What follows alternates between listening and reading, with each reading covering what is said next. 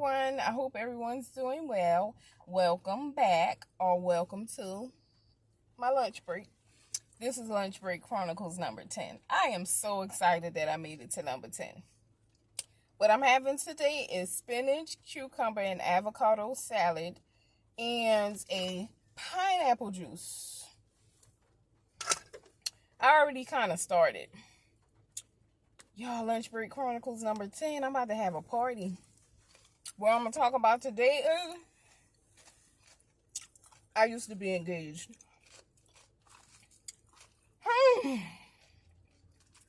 I broke it off. That was one of the hardest things I had to do in my life. Break off an engagement when everything seemed to be going okay. So, we did it for a while. We ended up moving to Atlanta. We lived there for a little while. In that time, I had a dream that my ex-fiance cheated on me. I don't know where the dream came from. Well, I know where it came from. It came from God, of course. So I woke up that morning. I asked him, "Are you cheating on me?" He said, "No." No, he said, "Why you ask me that?" I said, "I had a dream." He said, "You asked me that because you had a dream?" Yes. He said, "No." We moved on.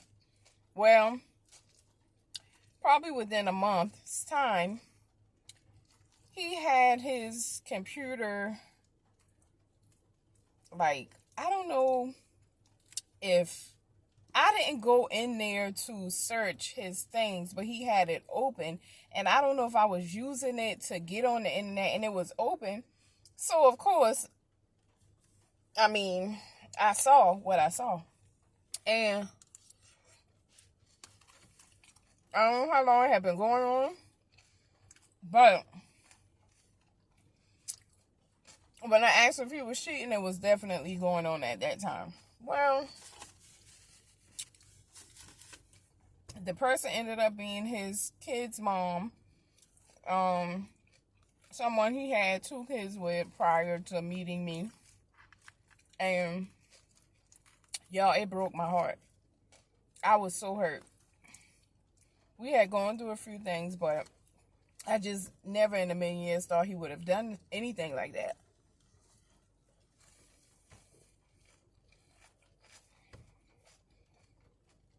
He was a truck driver, so he would be gone for not more than 2 weeks, but at max, at least maybe 2 weeks or more than 7 days. I'm the type of person I trust fully until you give me a reason not to trust you. So the fact that he would be gone for that long, it didn't bother me at all. My thing was, as long as you're doing what you're supposed to be doing, which is working, I had no problem with that. I'm not a needy person. I like affection and attention and all of the things, but I understand some people's work requires them to be gone for a certain amount of time. Everybody cannot handle that. I can handle that. I'm okay. I'm more of a loner anyway, so that didn't bother me at all. So I found out he was down the road at his family member's house, and then he ended up coming back home, and he had to leave to go on the road. I never said anything. He came in the house, and he left as normal, and he didn't know. That week, I had decided I was no longer going to be there. When he came back, I knew I was going to be gone. So, from that time, it was like I got sick. I got physically sick. I had a cold or something. From the day he left, I started packing my stuff. He didn't know. He would call, and I'll be talking to him like normal as can be, because I was sick. So that helped, and I'm like, I'm sick and whatever. He left out that Sunday. By that Friday, I was out. So I knew once I was gone, I was not going to be answering the phone anymore. And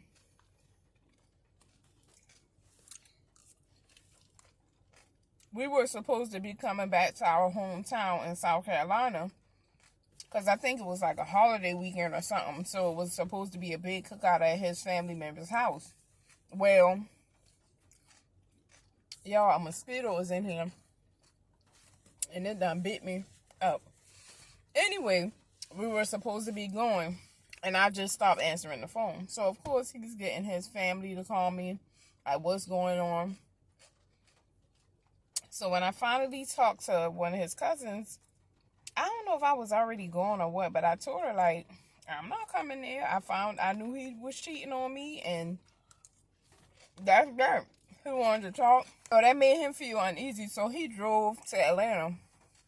When he got there, the only thing I left for him was all of his things. Anything that I brought in there, which wasn't much. And I think I did have a bedroom suit or something. I didn't even take it. I just took my things and my son's things. And I wrote him a letter every single day. After I would get off the phone with him, I would write a letter. I'd be crying. Just not doing well. So when he got there, that's what was waiting on him. And I just left. I took my clothes,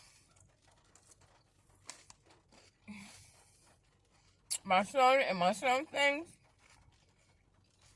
We was out of there. Well, fast forward, I was back home for over a year. And I ended up trying to make it work with him again. So we moved to Columbia this time. I love Columbia, South Carolina. I love living there and everything. But as the time was going on, if I'm not mistaken, he called me his mom's name 2 times. And every time he would do it, I would just feel some type of way. So I had a spell where I was just crying. I wasn't feeling well. I was doing horrible. And he went behind my back. I don't think he knew that my mom told me he called her. But he called my mom. And my mom was just like, he called my mom and my mom was like, she asked me, she said, I'm going to ask you a question. And, you don't have to answer me, but just think about it. And she said, I'm going to say something or something. She was like, you're not happy, are you? And I just bust out and cried. I was like, no, I'm not. And she said, well, you know what you need to do. That's it. Because it's not like you to be crying or whatever. So within that week, I was like, I got to talk to you. I said, I can't do this. I cannot do this. And y'all, it was just hard. Like, it was just a rough situation. And yeah, it was rough. He, of course, did not want me to go, whatever. I mean, it was deeper than that, but this is a Lunchbreak Chronicles. I try my best to keep these things under 10 minutes only because I have to edit everything and my storage and everything else that y'all already know of. But anyway, I broke it off and it was rough. I ended up moving back to South Carolina.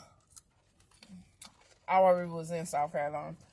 I ended up moving back to my hometown and he went through some things after, and that was that. I saw him years later, or a little while later.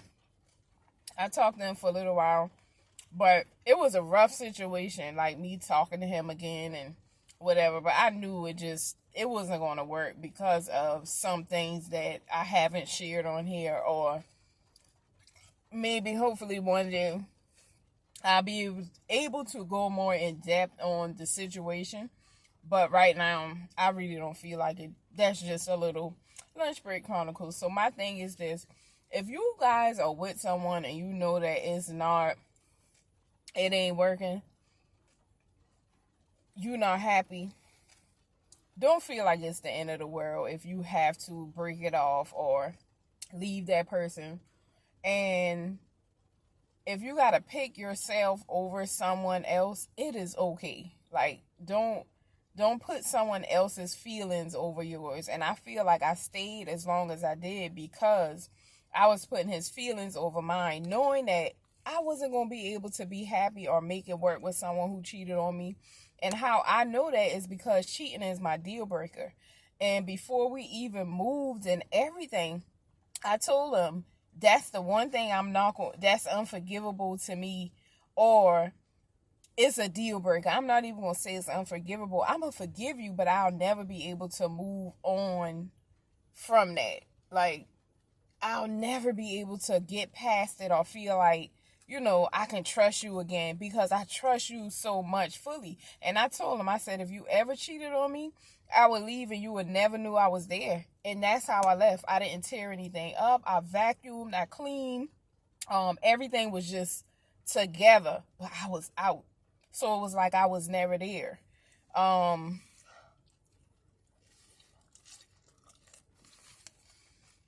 If you gotta go, go. Yo, it was hard. It really was, but I knew I could not marry that man. I knew I couldn't. I'll never trust him again. Even after trying to make it work again, knowing that was my deal breaker. So now, that's something I can say. I know with my whole heart, if anyone cheats on me, if a man cheats on me, that is it. It is no way I can come back from that. I don't cheat on you. And I honestly feel like we accept kind of what we do in a relationship. So if you're a cheater, you're more likely to accept someone cheating on you. With me not being a cheater, I'm not accepting that. Like, I can't. So, yeah. But anyway, I'm here for you if you need someone to talk to. Like I said, I am here. You are not alone. You are not alone. And that goes both ways for men and for women. Do not accept less than what you know you are worth. You do not have to accept that. Leave. There is always better on the other side. And even if it's just you loving on yourself, that's better than being with someone who's not loving you correctly. And also, it's not good to feel like you're not loving someone fully. And that's why I broke it off. It was because I knew I could love way more than I was giving him. And that wasn't fair to me or him. So keep that in mind. You want to be able to love with your whole heart. You don't want to be with someone and feel like you half loving them. Like, that's not fair to the person or you, because you're never at your full potential when it comes to just love. On that note, y'all, that's it. I've talked enough. I'm trying to eat and talk and everything else. Hopefully, yeah. Anyway, that's all I have to say because I'm about to start rambling and I don't have the storage to be rambling. So on that note, y'all, I made it to Lunchbreak Chronicles number 10. To all the new people, I am so excited to have you. I'm happy to have you. Talk to me. I do talk back. You do have a new friend when you subscribe to the channel. So keep that in mind. On that note, y'all, I'm out. Till the next Lunchbreak Chronicles. Bye.